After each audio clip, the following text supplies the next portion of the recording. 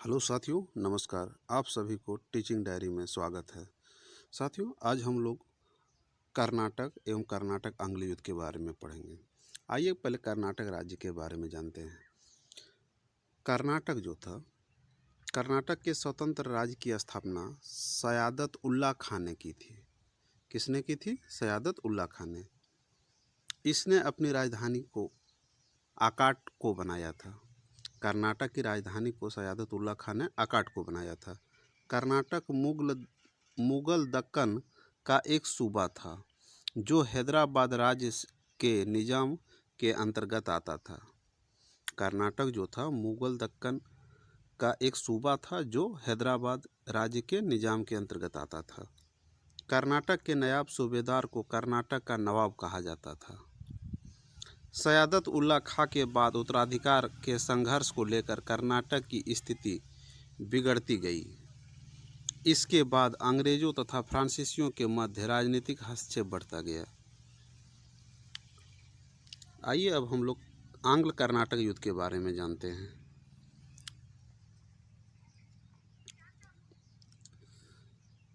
कर्नाटक युद्ध अंग्रेज एवं फ्रांसीसियों के मध्य हुआ था। आंग्ल कर्नाटक युद्ध जो था ये अंग्रेज और फ्रांसीसियों के मध्य हुआ था। इसमें 3 युद्ध हुए थे। प्रथम आंग्ल कर्नाटक युद्ध 1746 से 1748 ईस्वी तक चला था। 1740 ईस्वी में ऑस्ट्रिया के उत्तराधिकार के युद्ध इंग्लैंड तथा फ्रांसीसियों के मध्य हुआ था। यह युद्ध ऑस्ट्रिया के उत्तराधिकार के प्रश्न पर प्रारंभ हुआ था। इसी कारण भारत में अंग्रेजों तथा फ्रांसीसियों के मध्य प्रथम आंग्ल कर्नाटक युद्ध की शुरुआत हुई थी। इस युद्ध में अंग्रेजी सेना का नेतृत्व वर्नेट और फ्रांसीसी सेना का नेतृत्व डुप्ले ने किया था। प्रथम आंग्ल कर्नाटक युद्ध में अंग्रेजी सेना का नेतृत्व वर्नेट और फ्रांसीसी सेना का नेतृत्व डुप्ले ने किया था। 1746 ईस्वी में डुप्ले ने मद्रास पर आक्रमण करके उस पर अधिकार कर लिया था। इसके बाद अंग्रेजों ने पुदुचेरी पर आक्रमण करके उस पर अधिकार करने की कोशिश किया, लेकिन डुप्ले ने अंग्रेजी सेना को पराजित किया। इस युद्ध में डुप्ले ने मॉरिशस के फ्रांसिस गवर्नर ला वुडरन की सहायता से अंग्रेजों को पराजित किया था। इस युद्ध में डुप्ले ने मॉरिशस के फ्रांसिस गवर्नर ला वुडरन की सहायता से अंग्रेजों को पराजित किया था। ए ला सापल की संधि 1748 ईस्वी। यह संधि फ्रांस तथा ब्रिटेन के मध्य यूरोप में हुआ। इस संधि के तहत प्रथम कर्नाटक युद्ध समाप्त हुआ था। प्रथम कर्नाटक युद्ध के अंतर्गत ही सेंट थोमे का युद्ध 1748 ईस्वी में इसी बीच होता है। यह युद्ध फ्रांसीसी सेना एवं कर्नाटक के मध्य अनवरुद्दीन के मध्य हुआ था। इस युद्ध में फ्रांसीसी सेना का नेतृत्व कैप्टन पैराडाइज और नवाब सेना का नेतृत्व महमूद खां के द्वारा किया गया था।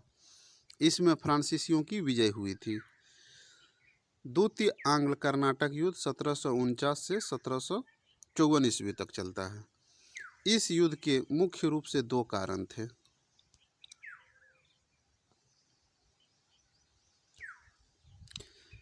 फ्रांसीसी एवं अंग्रेजी महत्वाकांक्षा और दूसरा हैदराबाद एवं कर्नाटक के मध्य उत्पन्न उत्तराधिकार का प्रश्न।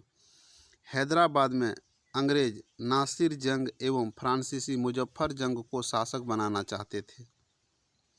वहीं कर्नाटक में अंग्रेज अनवरुद्दीन को एवं फ्रांसीसी चंदा साहब को नवाब बनाना चाहते थे। इस युद्ध में प्रारंभ में फ्रांसीसी सेना का नेतृत्व डुप्ले के द्वारा एवं इसके चले जाने के बाद काउंट लाली के द्वारा किया गया था। इस युद्ध में अंग्रेजी सेना का नेतृत्व लॉर्ड क्लाइव के द्वारा किया गया था। इसी युद्ध के समय अंबर का युद्ध हुआ था।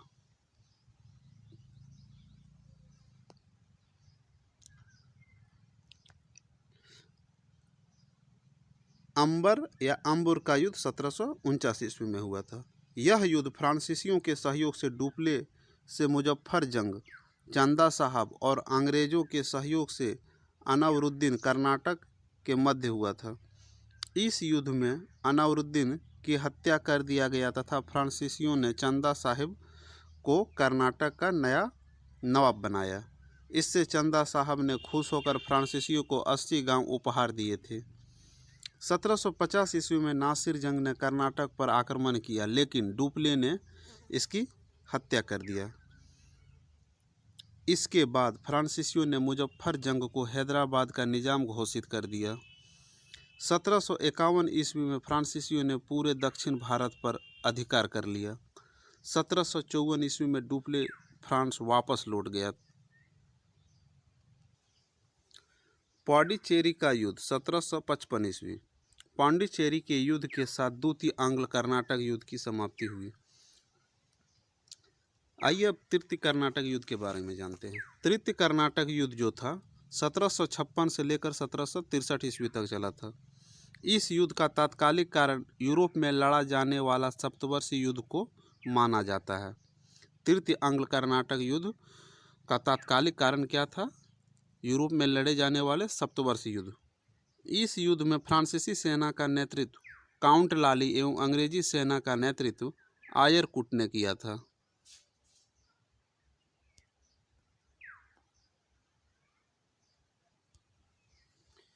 इसी युद्ध के समय वांडीवास का युद्ध 1760 ईस्वी में हुआ।